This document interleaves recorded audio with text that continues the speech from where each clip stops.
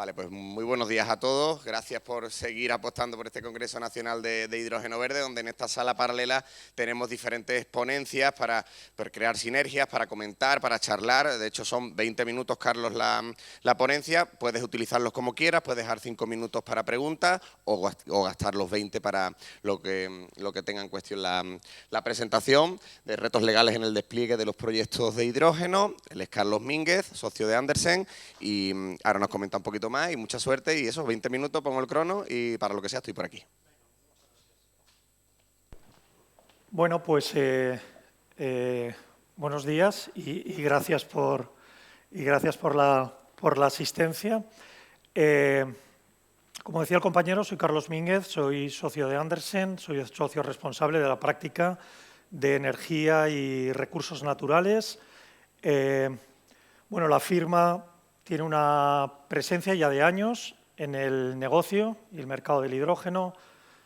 Somos parte, por ejemplo, como patronos de la cátedra de ICADE de hidrógeno y llevamos años pues, metidos en este negocio, o en este futuro negocio, o este negocio incipiente, como lo queramos ver, ¿no?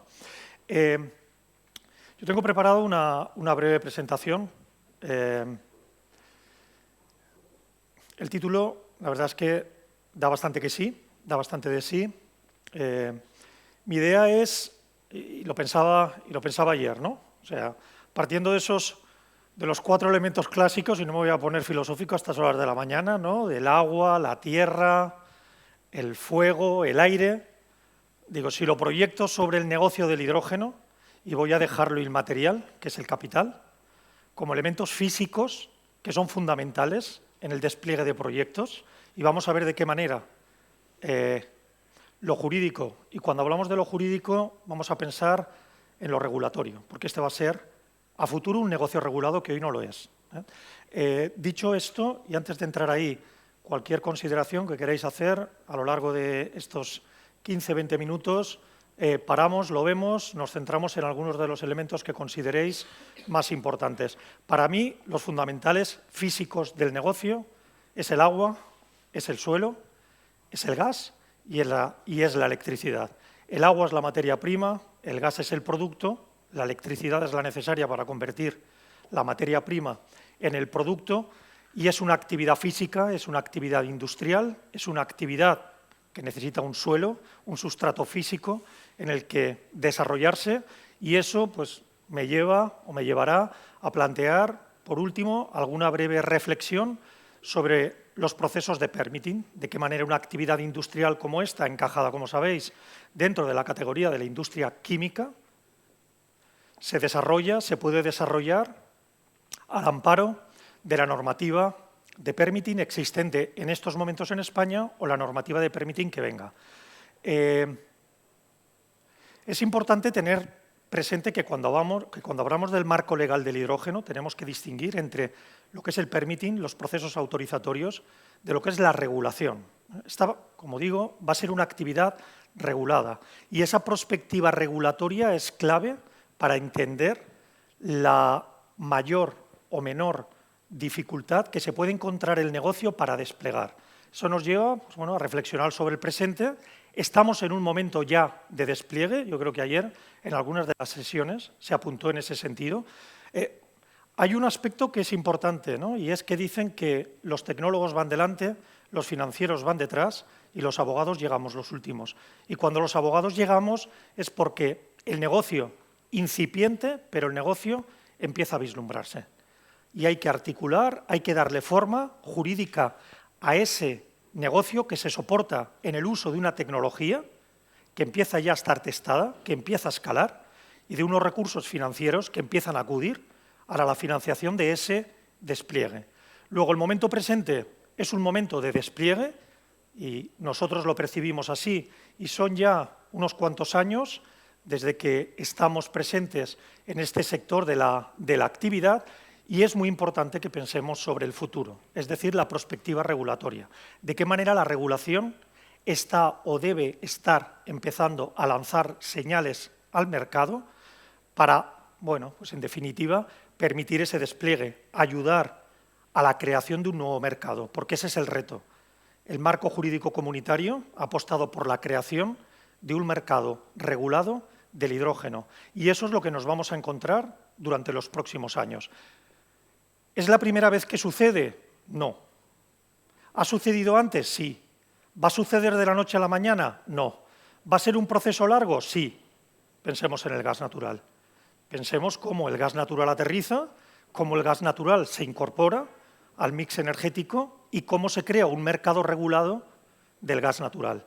O sea, uno, tanto desde el punto de vista del despliegue de los centros, en este caso de producción, no vamos a hablar de regasificadoras, sino que vamos a hablar de centros de producción del gas, de la creación de la red de transporte y de distribución y del consumo por parte de ese gas. Yo siempre, por lo que os he escuchado, a quienes de aquí tenéis ese componente tecnólogo, la similitud con lo que ha podido ser, si echamos la vista atrás, 30, 35 años, cómo el gas natural se introduce en nuestro mix energético y cómo a partir de nodos se va creando la red, en un modelo, si queréis, más bottom-up que top-down, pues puede estar presente si hacemos ese ejercicio de prospectiva regulatoria para identificar cómo deben incardinarse esas señales de mercado.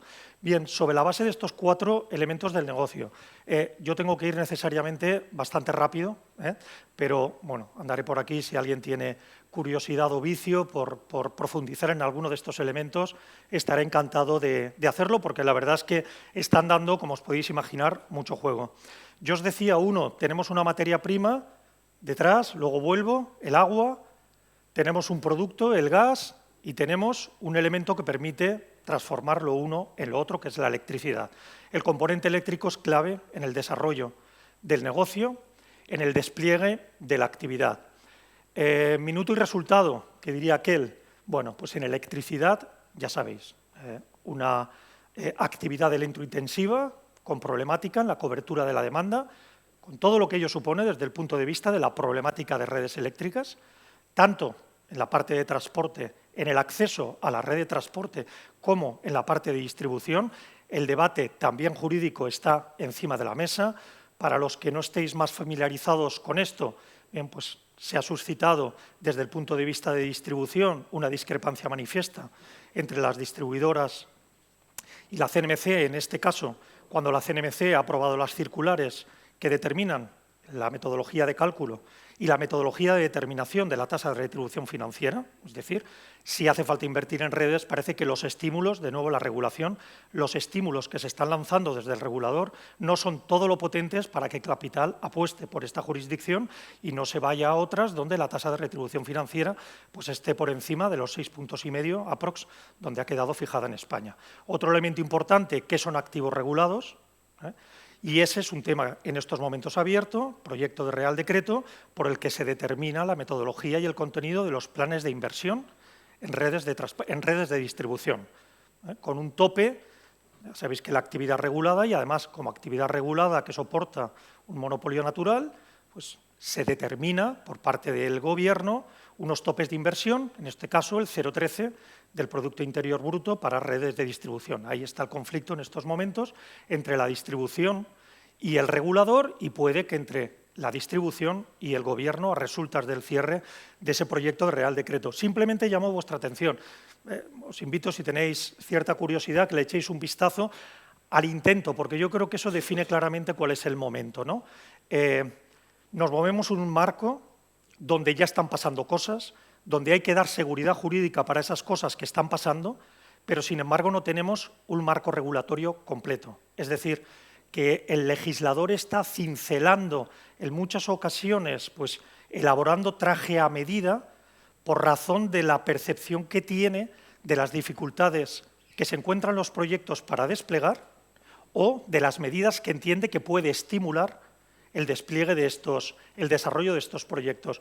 Os invito en ese sentido a que toméis razón, ya sabéis, de los problemas que tiene el Gobierno para sacar adelante sus iniciativas legislativas en el Parlamento. Entonces hay que buscar entre las disposiciones adicionales de leyes que en principio no tienen mucho que ver con la materia que a uno le preocupa. En este caso lo encontramos en la Ley de Movilidad Sostenible, que reforma la Ley del Sector Eléctrico, introduce una disposición adicional que permite a la red de transporte operar como red de distribución para facilitar precisamente el suministro a los grandes consumidores de electricidad desde la red de transporte, pero operando desde un punto de vista puramente topológico como red de distribución.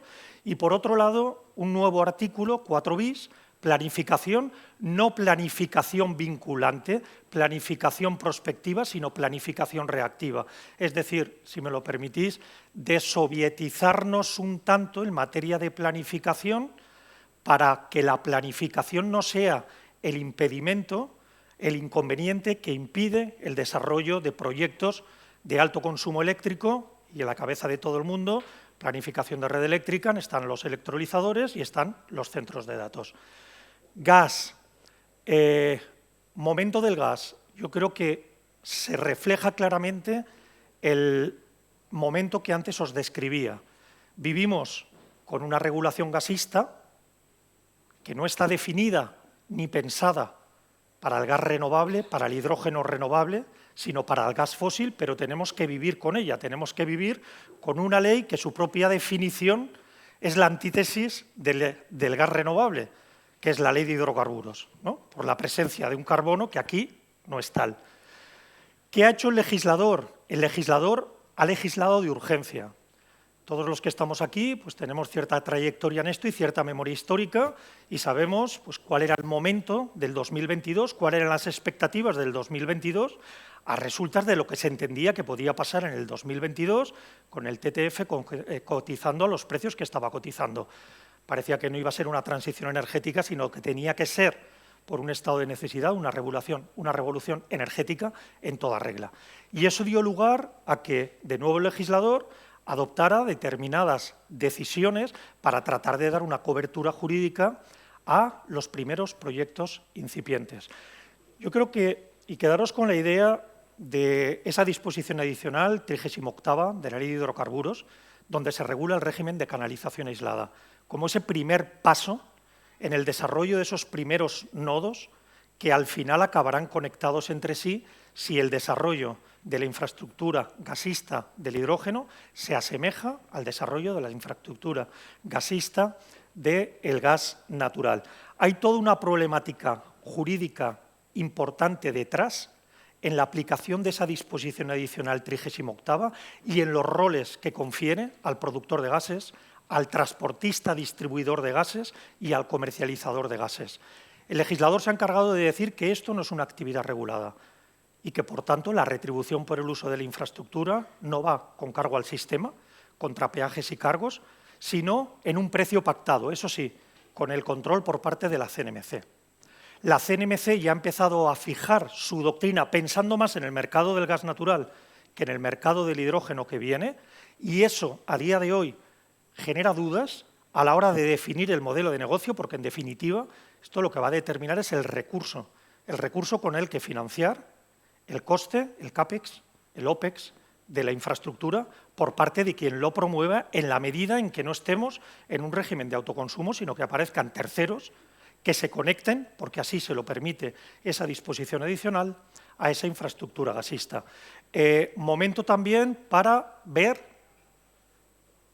de qué manera se va a transponer la Directiva 2024-1788. Sabéis que la ministra anunció en el Día del Hidrógeno, de Nagas, la ley del hidrógeno.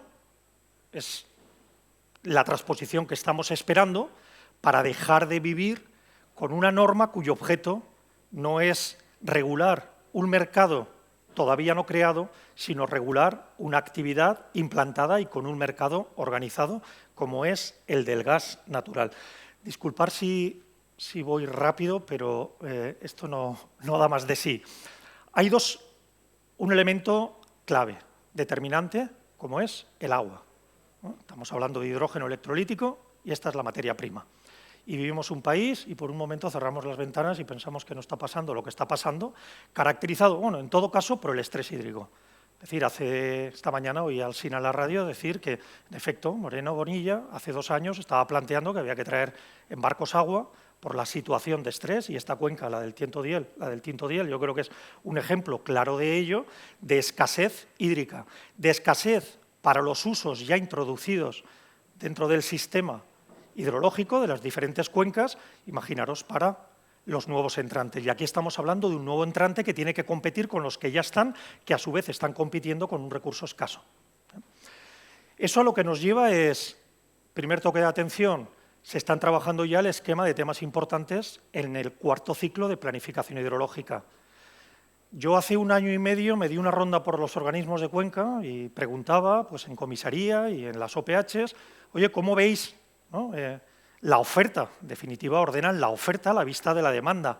Pues era aquello de ni está ni se le espera. Es decir, son pocos los planes de cuenca, el del Tinto Diel es un ejemplo de ello, de lo contrario, donde sí que hubo en el año 22 una previsión de un nuevo uso y, en consecuencia, una reserva de 5 hectómetros cúbicos, no correctamente definido el término reserva en clave legislación de aguas, pero bueno, una previsión de un potencial consumo de 5 hectómetros cúbicos que ha permitido dotar determinados usos a través del otorgamiento de las concesiones correspondientes. En el sector, por parte de los organismos de cuenca, se habla de la desalación.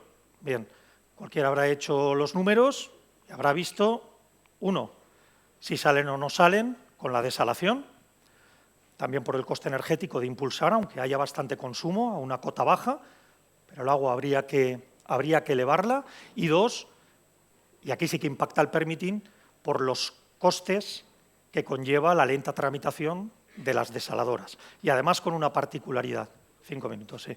Y además con una particularidad, ¿no? Que es la publificación del recurso de agua desalada. Yo pongo simplemente un ejemplo, y es pensar en el desarrollo de la desalación en el intervalo de tiempo en el que no estaba demanializada el agua desalada, si ésta no se incorporaba a un elemento que a su vez formara parte del dominio público hidráulico. Es decir, si yo desalaba y ese agua desalada la utilizaba directamente en el uso para el que desarrollaba la actividad, ese agua no era un agua demanial y, por tanto, su uso no pasaba por el otorgamiento de una concesión. En el 2005, el legislador decide demanializarlo.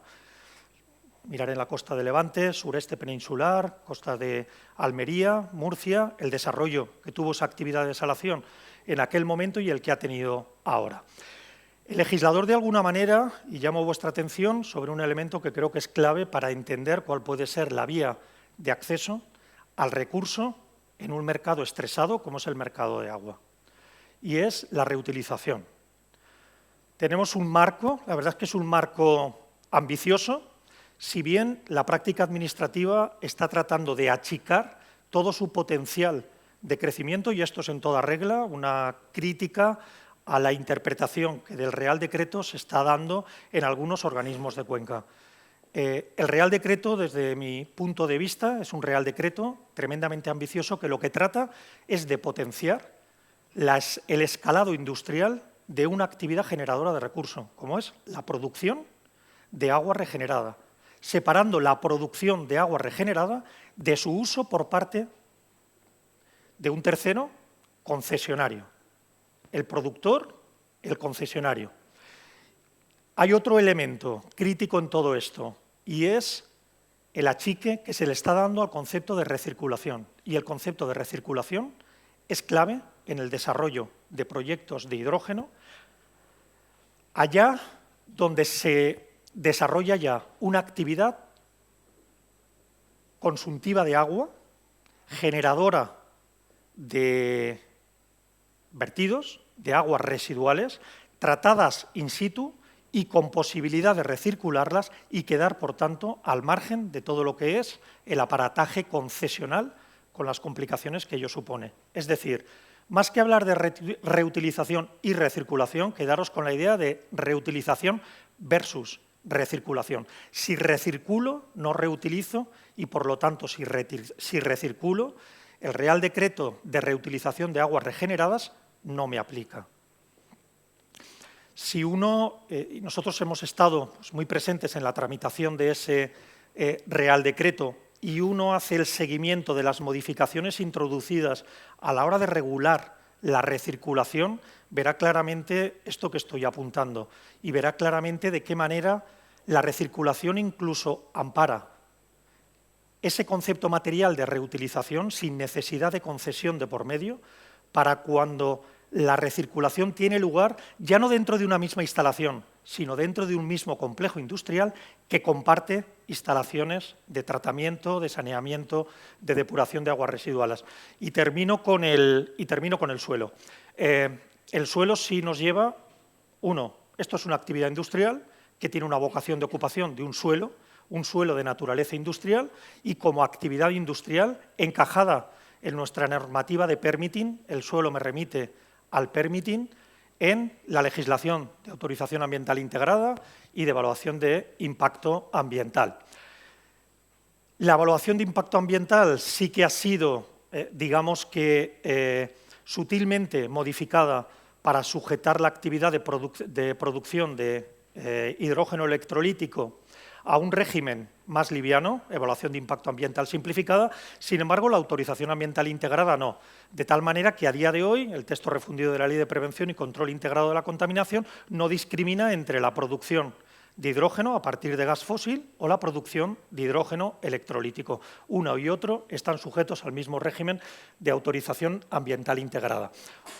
Última consideración y con ello termino. ¿Y qué pasa con la producción de gases renovables? Bueno, pues pasa que hoy estamos bien desde el punto de vista del permitting, la producción de gases renovables, no desde el punto de vista de autorizaciones ambientales o urbanísticas, sino desde el punto de vista de la aplicación del régimen gasista, no está sujeto a autorización previa, porque se modificó la ley de hidrocarburos precisamente para excluir esa autorización previa a la producción de gases renovables. ¿Cuál es la esperanza que tenemos? Que en la transposición de la Directiva 2024 de 1788 del año 24 se mantenga ese régimen de intervención mínima que posibilite un más cómodo despliegue de este tipo de instalación. Y con ello, y por no llevarme el tiempo del compañero que viene a continuación, lo dejo aquí. Disculpar la rapidez, pero vamos, yo andaré por aquí con cualquier cuestión que podáis o queréis plantearme, estaré encantado de tratar de compartirlo con vosotros.